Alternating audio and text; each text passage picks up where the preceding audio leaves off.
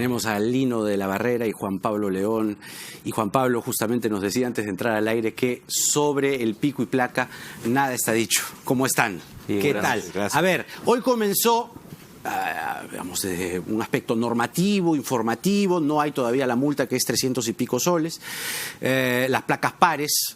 Mi impresión, mi placa es impar, termina en impar, así que hoy pude manejar. Mi impresión, que a las 6:15 de la tarde había menos autos en la vía expresa. ¿Creen que es una fórmula que podría incidir en la reducción del caos vehicular, que es la idea? ¿La ven o no la ven, Lino?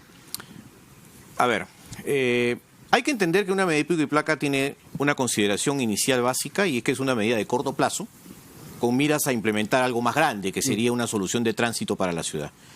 Mantener un pico y placa en el tiempo puede tener consecuencias negativas, como por ejemplo que el que tiene 2 autos tenga auto para circular toda la semana, o que eventualmente comiencen a hacer cosas raras con las placas para poder circular también. O sea, que puede alimentar a los falsificadores de placas. Correcto. Ese es un primer tema de fondo. Ya. Y lo segundo es que para implementar una política de pico y placa hay que tener una capacidad de fiscalización muy sólida.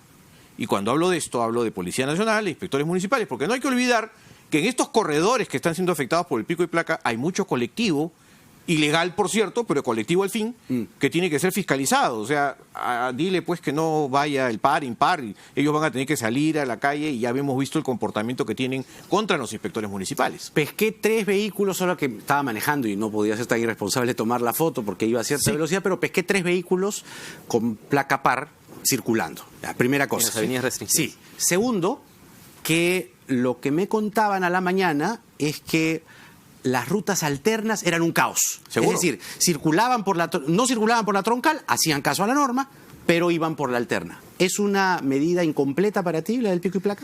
Es bastante incompleta y hasta preocupante, porque efectivamente los que la han pasado mal son los de las vías alternas. De hecho, en el comercio hemos hecho un experimento de hacer una ruta alterna en la Javier Prado, que en el Waze decía que íbamos a demorarnos 40 minutos, pero la ruta alterna terminó tardando 1 hora con 20 minutos. Wow. O sea, casi el doble. Entonces, claro, las personas que han ido por la Javier Prado han dicho, oye, he sentido un poco más de fluidez. Es lo que me pasó a mí en el San Juan hoy día. Correcto, pero las personas de la vía alterna que han querido respetar el pico y placa, no la han pasado bien. Ahora, hay un tema súper preocupante que son los colectivos de la Javier Prado. Todos los colectivos son de modelo minivan. No sé si has visto esas chiquitas que se paran desde afuera del Westin, por ejemplo. Estas minivanes son de categoría M2, que no están considerados dentro del pico y placa. Los modelos que están contemplados en el pico y placa son M1 y N1, ¿no? Pero la M2 no están contemplados. Entonces, esos colectivos informales van a seguir haciendo colectivo toda la semana libremente. Considerar eso dentro, o no considerarlo dentro del plan, lo hace aún más ineficiente o con una perspectiva de no mucho éxito. Es decir, porque ¿por qué no se consideran a ciertos vehículos de transporte público, por ejemplo? Primero, porque el transporte público ya no es una competencia municipal, es ahora de la Autoridad Única de Transportes. Pero tienen ahí como un asiento. Muñoz peleó seguramente, por tener opinión ahí. Ahí viene un tema, porque hemos tenido al señor alcalde de Lima, que dicho sea de paso, creo que es un pésimo vendedor de su producto, porque ayer creo que hasta se ha molestado un poco cuando le han criticado su proyecto de pico y placa, y eso no está bien, porque el ciudadano tiene el derecho de hablar y el derecho de opinar cuando cree que alguna cosa no anda bien. Pero lo segundo, que creo que es importante, es que esto ha sido mal empaquetado, porque justo conversábamos con Juan Pablo León, es que si esto hubiera salido como parte del proceso de los Juegos Panamericanos, creo que todos hubiéramos quedado muy tranquilos y esto se hubiera aplicado sin ningún tipo de problema. Pero se ha sacado como una ordenanza que ha sido relevada indebidamente y que efectivamente... y con una votación ajustada, Así ¿no? es, y que no tiene que ver, entonces comienza la discusión, si va, si no va, una cosa por el estilo. Entonces, yo creo que hay que mirar esto y lo que mencionaba de las vías alternas. El trabajo de la municipalidad no solamente está en la vía que está sujeta a restricción, sino en la vía alterna para ordenarla. ¿Cómo sale la gente de La Molina? ¿Cómo sale la gente de Salamanca? ¿Por dónde van? ¿Qué van a hacer para salir de sus casas? Es imposible hacerlo. ¿Y qué pasa, por ejemplo, con los vehículos que no hayan pasado por revisión técnica? Primera cosa, papeletas. O sea, hay toda una... microbuses, mototaxis que no tienen seguridad a los pasajeros. Se está mirando incompleto. Exactamente. O sea, yo creo que el sistema de transporte y tránsito deberían haberse declarado una emergencia hace rato, y que no ha habido de... Pero eso es una percepción muy personal, ¿no? Porque pareciera que todo está configurado para favorecer al infractor, ¿no? Las enormes posibilidades legales para un infractor siga en la impunidad manejando sin que las papeletas, digamos, las papeletas, si no las pagas no pasa nada, porque hay muy pocos depósitos, muy pocos sitios en los depósitos para que se aplique las órdenes de captura. Hay pocas grúas que puedan detenerse en una avenida grande para poder remolcar un carro. Por eso es que vemos a tantas cústers, tanto transporte público que deben millones en papeletas. O sea, parece que todo hubiera estado configurado, todas las piezas del rompecabezas del transporte y tránsito estuvieran ordenadas para que o nos muramos acá afuera, digamos, por la falta de fiscalización, y la impunidad continúe de parte de los infractores. Hoy escuchaba un reportero a la mañana que hacía un recorrido, me parece que por la avenida Arequipa, y que había podido tener oportunidad de conversar con los inspectores municipales, y según él, habían inspectores que no sabían lo del pico y placa.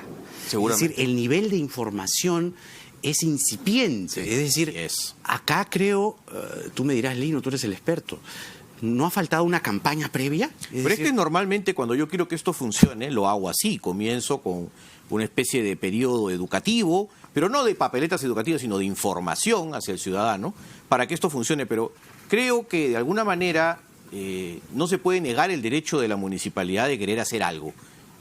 ¿Que puede ajustarse? Seguramente se puede ajustar. ¿Que es una decisión arriesgada? También es arriesgada. Lo que hay que hacer, creo yo, es decirle a aquellos temas en donde no están bien para que los puedan corregir. Porque finalmente todo es útil. Que si yo saco carros por inspección técnica y que estén fallados, está bien. Que si por papeletas, está bien. No se contrapone una cosa con la otra. El punto acá creo que hay que entenderlo, y nuevamente esto refuerza la teoría de que el transporte y el tránsito son como hermanos gemelos que tienen que caminar juntos. No puede divorciarse una cosa de la otra. Por eso sorprende que tengamos a un ministerio preguntándole al municipio, oiga, ¿qué pasó con el pico y placa si ni siquiera me has dicho a mí? Entonces, como que no está bien que entre autoridades estemos diciéndonos estas cosas, o que se diga cuando ya está la medida puesta en la calle, ¿no? Ahora, ¿qué ha querido hacer Muñoz para ti? Porque, a ver, la medida, como te digo, a primera vista parece que funciona, pero uno se va a las alternas y no funciona. ¿Qué tiene que sumarle Muñoz a esta reforma si es que realmente quiere hacer una reforma? Personalmente creo que lo que debería sumar es cumplir con la promesa de que si va a restringir los vehículos, ponga más opciones de movilidad para las personas porque se supone que lo que está buscando esta medida es promover el uso del transporte público formal. Pero ¿qué transporte público? Es la pregunta. Exactamente. Entonces, perdóname. Claro, es que justamente fue los informales. El experimento que hicimos hoy día fue ese. Ya, ¿Qué hago? Claro. O sea, ¿Qué vivo hago? en La Molina, imagínense que vivo en La Molina y tengo que irme a San Isidro, a Lincia. Lo único que puedo hacer es tomar la alterna, porque no hay transporte público que pueda soportarlo. Entonces, hacerlo en paralelo a mí me pareció un poco complicado y me llamó mucho la atención. Justo ahora en la redacción estábamos comentando que hasta ahora el Ministerio de Transportes ni siquiera se pronuncia. No. Claro, ahí ha llegado una carta en la que se supone que el Ministerio ha tratado de preguntarle al alcalde, oye, ¿qué onda con esto que no me has dicho? Pero el alcalde al mismo tiempo ha dicho ayer, oye, yo estaba hablando por WhatsApp con la ministra Jara, entonces ¿a quién le creemos, no? Complicado. Bueno, señores, muchas gracias por estar aquí. Es el primer día, el tema todavía da para más. Creo que la conclusión que se puede extraer de esta interesante conversación con Juan Pablo León y Lino de la Barrera es que hay otras reformas que tienen que ir sumándose. Gracias nuevamente por estar aquí. Jaime. Y justo hablando